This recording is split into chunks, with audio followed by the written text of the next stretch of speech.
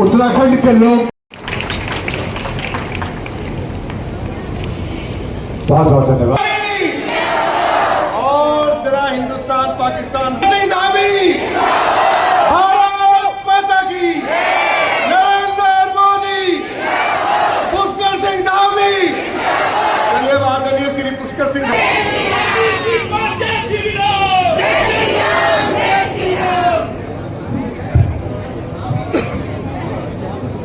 भारत माता की, भारत माता की, कालका माता की, यमुना मैया की, भगवान बद्री विशाल की, बाबा केदार की, पूर्णागिरी मैया की, गोलजू महाराज की, आप सब लोगों की। दक्षिणी दिल्ली लोकसभा क्षेत्र के इस देवली में आयोजित इस चुनावी सभा में मंच पर आसीन जिनके समर्थन के लिए आप सब लोग यहां पर आए हैं, भारतीय जनता पार्टी के केंद्रीय नेतृत्व ने और माननीय प्रधानमंत्री जी ने आप सबकी सेवा के लिए जिनको यहां से इस क्षेत्र दक्षिणी दिल्ली से लोकसभा का प्रत्याशी बनाया है और जिनका एक लंबा अनुभव राजनीतिक क्षेत्र और सामाजिक क्षेत्र में है, ऐसे दिल्ली विधानसभा के नेता प्रतिपक्ष बहुत वरिष्ठ नेता आदरणीय रामवीर सिंह बिलोरी जी,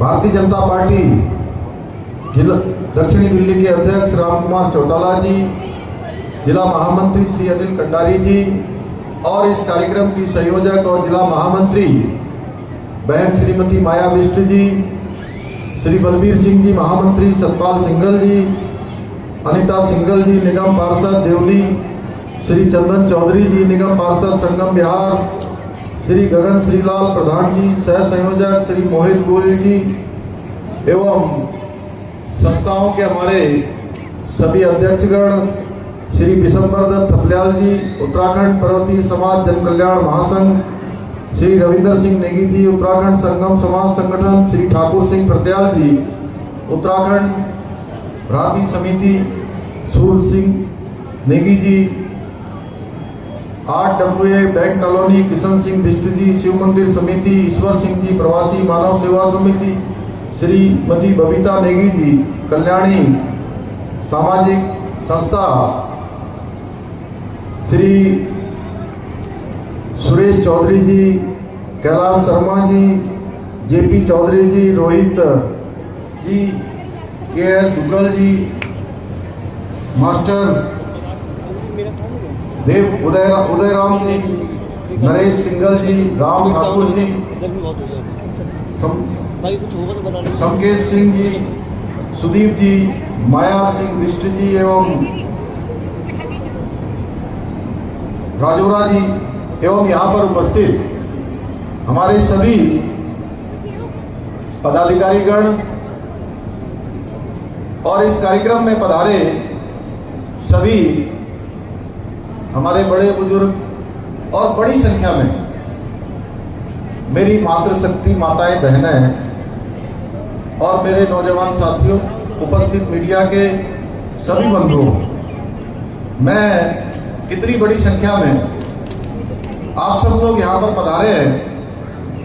आप सब लोगों ने मेरा स्वागत किया, मेरा अभिनंदन किया और प्यारे बच्चों ने और बच्चियों ने, हमारी बेटे और बेटियों ने जिस प्रकार से परंपरागत हमारी सांस्कृतिक वेशभूषा में टोपी लगाकर, पिछौड़ा पहनकर और पूरे आभूषण, गले में गलोबंद लगाकर, नाक में नागफल लगाकर मेरा स्वागत किया है, मैं भी देवभूमि उत्तराखंड के मुख्य सेवक के नाते आप सबका दोनों हाथ जोड़कर, सिर झुकाकर आप सबका अभिनंदन करता हूं।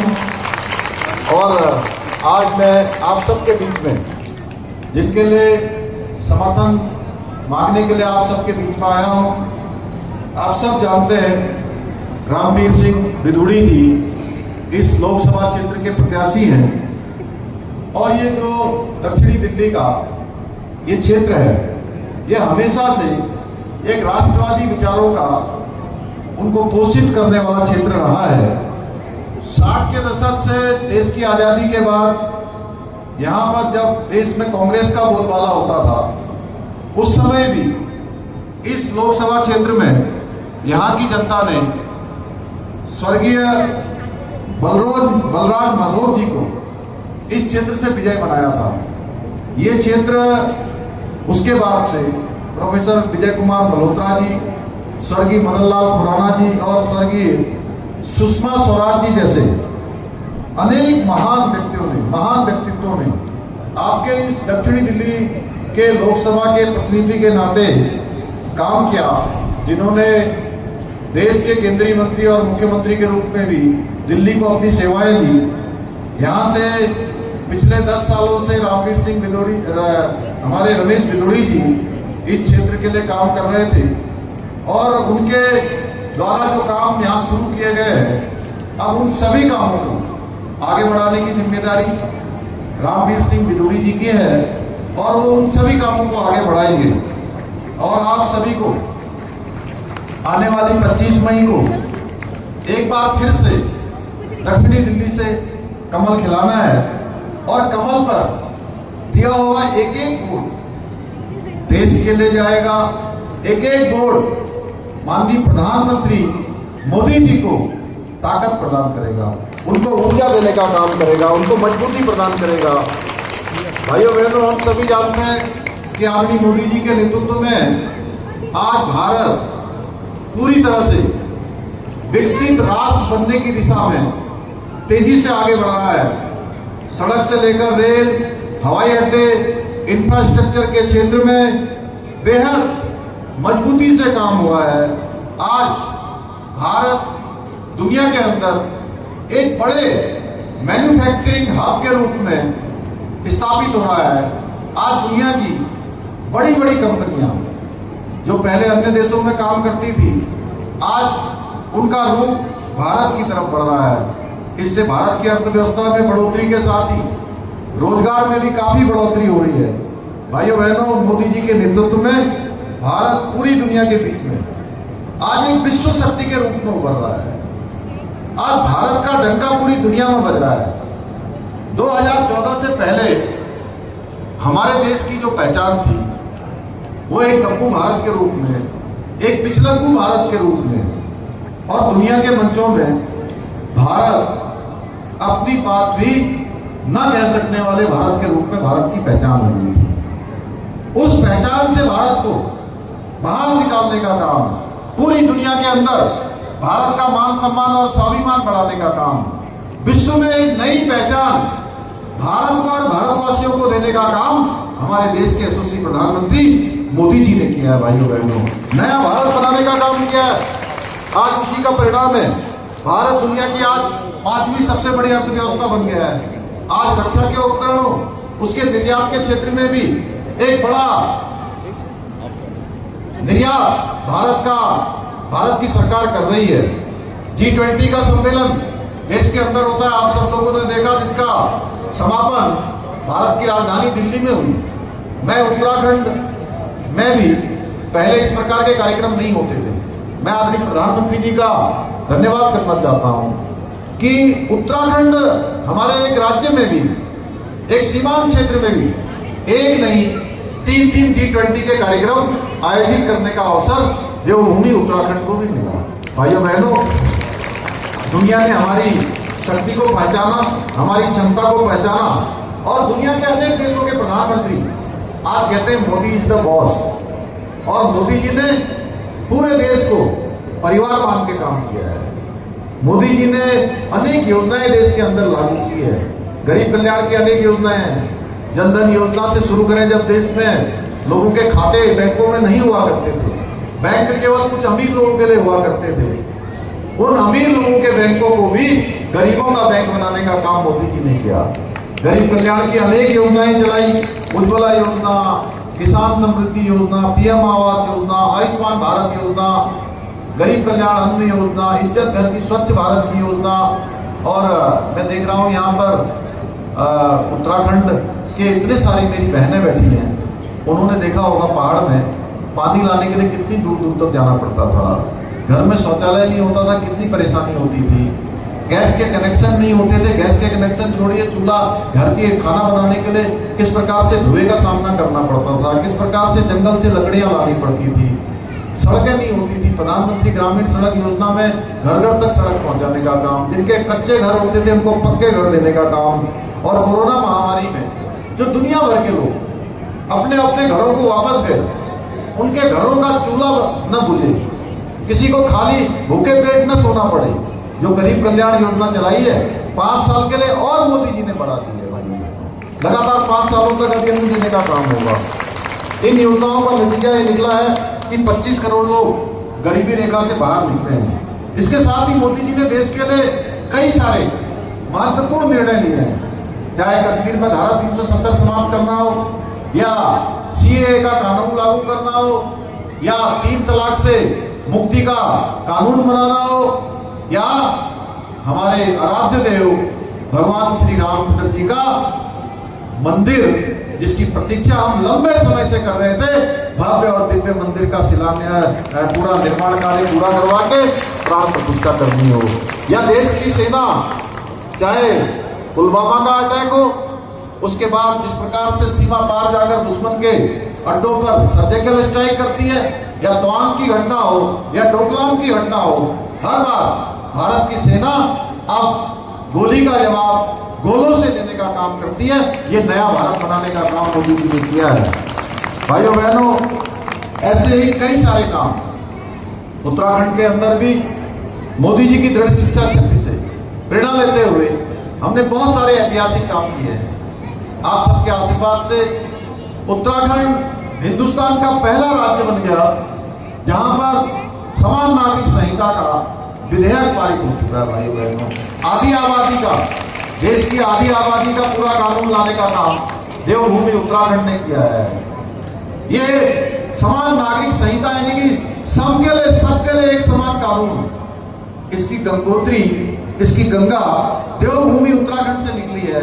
और हमारे प्रधानमंत्री मोदी जी के नेतृत्व में जो भारतीय जनता पार्टी का संकल्प पत्र देश के सामने प्रस्तुत किया गया है, पूरे देश के अंदर समान नागरिक संहिता का संकल्प लिया गया है। आने वाले समय में ये गंगोत्री पूरे देश को लाभान्वित करेगी।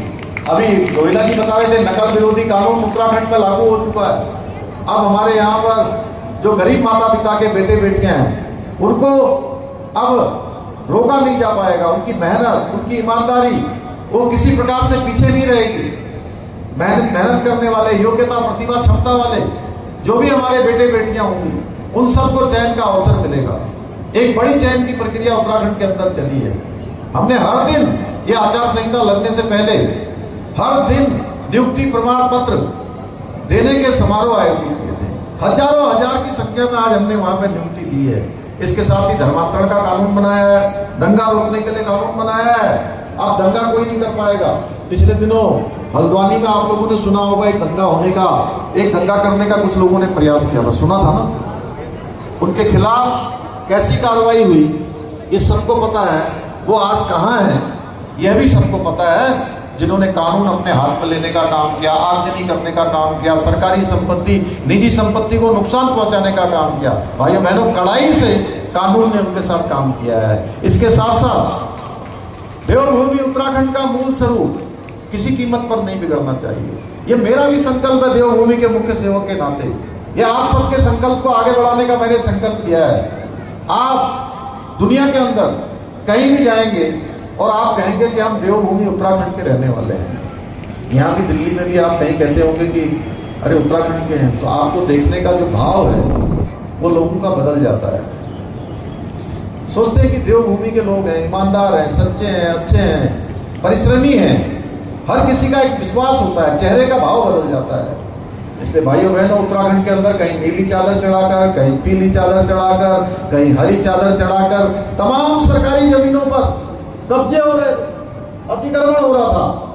उस अतिक्रमण को हटाने का हमने संकल्प लिया, अभियान चलाया और 5000 एकड़ से भी ज्यादा जमीन हमने अतिक्रमण से मुक्त करवाई है। ये अभियान हमारा रुकने वाला नहीं है, ये अभियान आगे भी चलने वाला है।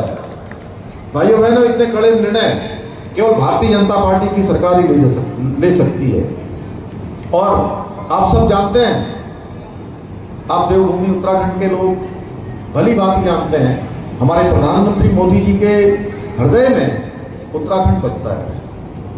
ये टोपी भी आज विश्व विख्यात टोपी हो चुकी है, ये ब्रह्म कमल की टोपी। इसको विश्व विख्यात बनाने का काम भी हमारे प्रधानमंत्री मोदी जी ने किया है। 26 जनवरी 2022 को लाल किले में उन्होंने टोपी धारण की और कोई ऐसा अवसर नहीं होता है जब मोदी जी किसी न किसी रूप में उत्तराखंड का स्मरण न करते हो, उत्तराखंड को याद न करते हो। हर समय उत्तराखंड कहीं न कहीं रहता है। जहां चार धाम, आज देखिए कितनी यात्रा हो रही है, इतने श्रद्धालु आ रहे हैं कि पिछले 4 दिनों में, 5 दिनों में पिछले सालों की तुलना में दुगने आ चुके हैं। जितने पिछले साल आए थे उसकी दुगनी संख्या आ रही है। आज भी मैं आप सबके बीच में यमुनोत्री से सीधे आप सबसे मिलने के लिए आया, रामवीर भाई का समर्थन मांगने के लिए रामवीर भाई के लिए। इसी प्रकार से आदि कैलाश की यात्रा करने वाले वो देश के पहले प्रधानमंत्री हैं जिन्होंने 18,000 फुट की ऊंचाई पर जाकर पूरी दुनिया को आदि कैलाश दिखाने का काम किया, आदि कैलाश की ओर ध्यान आकर्षित किया। भाइयों बहनों, जहां 4 धामों को उन्होंने विकसित किया है, वहीं मानस खंड यानी कुमाऊं क्षेत्र के जितने मंदिर हैं उनको भी अपने 9 रत्नों में शामिल किया है। ऋषिकेश कर्णप्रयाग रेल लाइन जहां तेजी से आगे बढ़ चुकी है, वहीं टनकपुर से बागेश्वर रेल लाइन का भी काम जल्दी ही शुरू होने वाला है। अनेक काम उत्तराखंड के अंदर हुए। आज हवाई सेवाएं हो, चाहे हमारी स्वास्थ्य सेवाएं हो, चाहे रेल सेवाएं हो, चाहे रोड सेवाएं हो, चाहे रोप वे कनेक्टिविटी हो, तेजी से काम हुआ है। उत्तराखंड के 9 रत्न उन्होंने विकास के हमको दिए हैं। हम कोई भी अवसर पर माननीय प्रधानमंत्री जी के पास जाते हैं तो वो हमेशा हमको स्वीकृति प्रदान करते हैं, हमारा हमेशा सहयोग करते हैं। इसलिए मैं आज आप सबसे कहने आया हूं कि एक तरफ मोदी जी हैं जो देश को विकास के पथ पर आगे ले जाना चाहते हैं, तो इस चुनाव में दूसरी तरफ कांग्रेस और आम आदमी पार्टी जो देश को फिर से भ्रष्टाचार की खाई में धकेलना चाहते हैं। आपको याद होगा 2014 से पहले किस प्रकार से भ्रष्टाचार के आखंड में डूबी हुई कांग्रेस की सरकार थी। आज भ्रष्टाचार और घोटाले के उसी रास्ते पर दिल्ली की आम आदमी पार्टी की सरकार भी चल रही है। अरविंद केजरीवाल जी ने कहा था हम 500 स्कूल खोलने की बात की थी। स्कूल तो उन्होंने खोले नहीं, स्कूलों के आसपास शराब के ठेके जरूर खोल दिए और उसी शराब की पॉलिसी में करोड़ों का घोटाला कर दिया। इतने काले कारनामे इतने बड़े हैं, इनके काले कारनामे इतने बड़े हैं कि पार्टी के मुखिया सहित सभी बड़े नेता जेल की चक्की पीस चुके हैं। भाइयों बहनों, आम आदमी पार्टी देश विरोधी लोगों का समर्थन देती है। आप देख रहे होंगे कुछ देश विरोधी लोगों को उन्होंने खड़ा कर दिया है। केजरीवाल जी के कई पूर्व साथियों ने खुलकर इस मुद्दे पर उनकी पोल खोली है। ऐसे भ्रष्टाचारियों और देश विरोधी ताकतों से हाथ मिलाने वाले लोगों को इस चुनाव में हम सब ने संकल्प लेकर जड़ से समाप्त करना है। भाइयों बहनों, मोदी जी कहते हैं कि सबका साथ, सबका विकास और सबका विश्वास, लेकिन जो ये इंडी गठबंधन बना है, एक ठग गठबंधन बना है, ये लोगों का एक ही लक्ष्य है। जहां मोदी जी कहते हैं कि पूरा देश मेरा परिवार है, 140 करोड़ देशवासी मेरे परिवार के लोग हैं, और ये लोग कहते हैं कि जहां मोदी जी की प्राथमिकता है पूरा देश है, इनकी प्राथमिकता है मेरा और मेरे परिवार का विकास। एक तरफ मोदी जी कहते हैं कि देश के अंदर हम सबके लिए एक समान कानून लागू करेंगे, समान नागरिक संहिता कानून लागू करेंगे, और कांग्रेस और आम आदमी पार्टी कहती है कि हम अगर सरकार में आएंगे तो मुस्लिम पर्सनल लॉ को मजबूती से लागू करेंगे। एक तरफ मोदी जी कहते हैं कि हम सनातन धर्म, संस्कृति और योग को विश्व स्तर पर पहचान दिलाएंगे, वहीं दूसरी तरफ कांग्रेस कहती है भगवान राम के मंदिर के प्राण प्रतिष्ठा के कार्यक्रम को भी हम ठुकरा देंगे। हमें कोई फर्क नहीं पड़ता है। वो इस प्रकार की भावना केवल देश के सामने इसलिए देते हैं कि उनको पता है कि अगर वो राम मंदिर का समर्थन करेंगे तो एक बड़ा वोट बैंक उनसे छिटक जाएगा भाइयों बहनों। ये भगवान राम के प्रति भी इनकी आस्था नहीं है। इन लोगों ने सुप्रीम कोर्ट में भी राम का मंदिर न बने उसके लिए हलफनामा दिया और कहा कि राम वास्तविक नहीं है, ये काल्पनिक है, तुष्टीकरण की राजनीति करते हुए अब ये इतने आगे निकल गए कि ये कह रहे हैं विरासत टैक्स लगाने की बात कर रहे हैं। इसका मतलब जानते हैं क्या?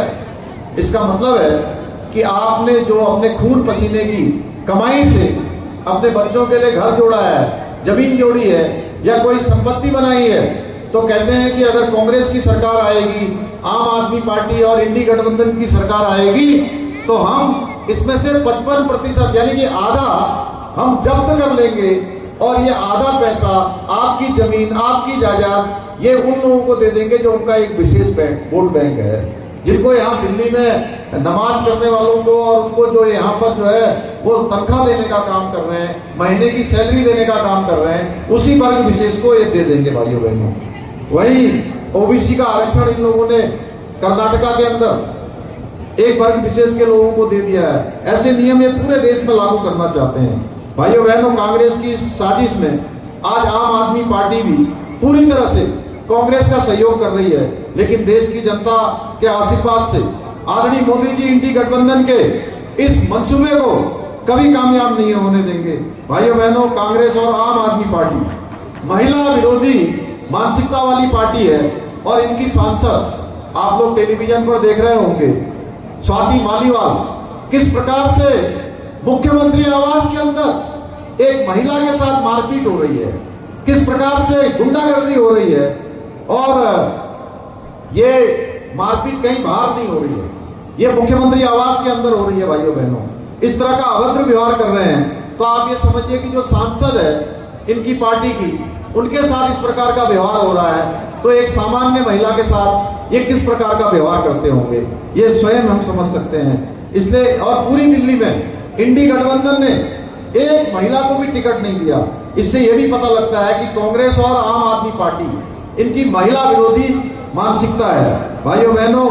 मैं देश के विभिन्न राज्यों में प्रचार के लिए गया हूं और हर जगह मुझे एक ही बात दिखाई दी कि पूरे देश के अंदर एक ही लहर है, मोदी जी की लहर और भारतीय जनता पार्टी की लहर। क्योंकि देश की जनता को पता है मोदी मतलब विकास की गारंटी, मोदी मतलब महिला सशक्तिकरण की गारंटी, मोदी मतलब आर्थिक समृद्धि की गारंटी, मोदी मतलब समान नागरिक संहिता की गारंटी। इसलिए मुझे आप सबसे मैं कहने के लिए आया हूं कि 25 तारीख को मतदान के दिन आपका मुकाबला ना आम आदमी पार्टी से है ना कांग्रेस पार्टी से है। क्योंकि अगर मैं कहीं भी जा रहा हूं, मैं पहले दिन नामांकन के दिन भी रामवीर सिंह जी का नामांकन पर्चे के दाखिल होने के दिन भी आप सबके बीच में आया था। तब से मैं देख रहा हूं लगातार चुनाव आगे बढ़ रहा है। लोग कह रहे हैं कि नंबर 1 पर दक्षिण दिल्ली की सीट है।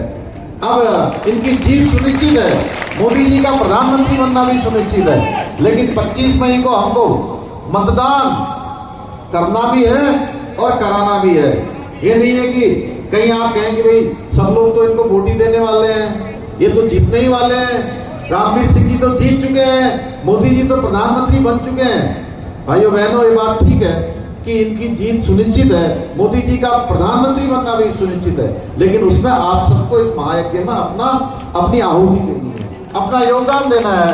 चाहे मौसम कितना भी गर्म क्यों ना हो, कितनी भी ताप गर्मी की क्यों ना हो, आपको घरों में रुकना नहीं है। क्योंकि ये चुनाव देश का भविष्य बनाने वाला चुनाव है। ये चुनाव देश को विकसित भारत बनाने का चुनाव है। ये चुनाव हमारे बच्चों के भविष्य का निर्धारण करने वाला चुनाव है। ये चुनाव दुनिया में भारत को सिरमौर बनाने वाला चुनाव है। इसलिए 25 मई को भारी संख्या में आप सब कमल पर वोट देंगे और रामवीर सिंह बिदुड़ी जी को कमल के फूल वाला बटन दबाकर भारी मतों से विजय बनाकर नरेंद्र मोदी जी को तीसरी बार प्रधानमंत्री बनाने में अपना योगदान देंगे। इतना ही आप सबसे निवेदन करते हुए इसी आशा विश्वास के साथ मैं अपनी बात को समाप्त करता हूँ। बहुत बहुत धन्यवाद। जय हिंद, जय भारत, भारत माता की, भारत माता की। वंदे वंदे वंदे। जगह पर बने रहे। अभी सांस्कृतिक कार्यक्रम बाकी है, वहाँ किसी तरह की अव्यवस्था न बनाए, सब अपने अपने जगह पर कृपया बने रहे।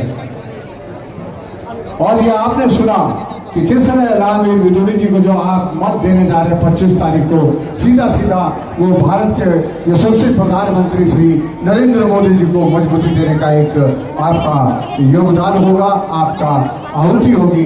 इसलिए घरों से 25 तारीख को जरूर निकले, अपने संबंधियों से, अपने मित्रों से, दोस्तों से भी जरूर कहें कि वो मतदान के दिन घर न बैठे और मतदान केंद्र पर जाकर अपना मत श्री रामवीर सिंह विदुरी जी के पक्ष में देकर भारत के यशस्वी प्रधानमंत्री श्रीमान नरेंद्र मोदी जी को मजबूती प्रदान करें, जो राष्ट्र को एक अद्भुत दिशा में देने का प्रयास कर रहे हैं, जो भारत राष्ट्र को विश्व गुरु बनाने का प्रयास कर रहे हैं। तो उस विश्व गुरु बनाने के प्रयास में आपका मत एक अहम भूमिका निभाएगा।